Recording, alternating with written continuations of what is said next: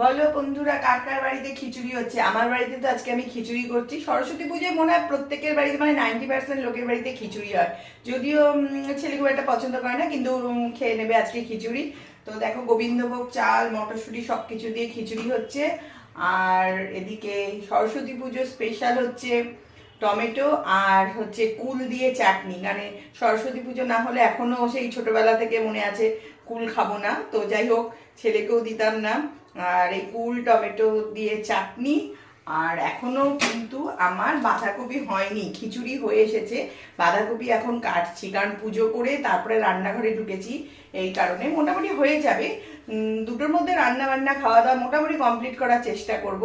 তো বলো, কার কার বাড়িতে খিচুড়ি হচ্ছে অবশ্যই কিন্তু কমেন্টে জানিও। আর আজকে তো অনেকের বাড়িতে গোটা রান্না আছে জানি, কিন্তু আমাদের বাড়িতে গোটা রান্না হয় না, এই কারণে। তো ঠিক আছে, কিন্তু খেতে ভালো লাগে, আমি খেয়েছি, অনেকের বাড়িতে গোটা রান্না খেয়েছি। তো ঠিক আছে, চলো এখন আরেকটু বাঁধাকপিটা কেটে নিই তাড়াতাড়ি।